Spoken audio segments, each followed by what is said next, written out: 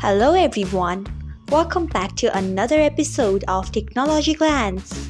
Today in this video, I'm going to guide you through how you can turn on full screen on MX Player.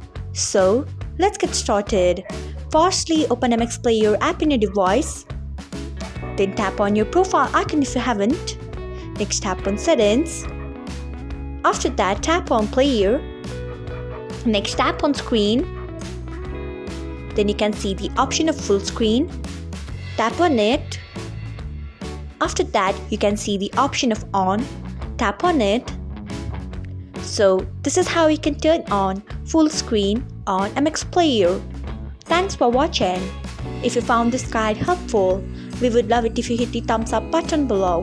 We upload great new tutorials like this one every day, so do not forget to subscribe to our channel and hit the bell icon so that you will never miss another update.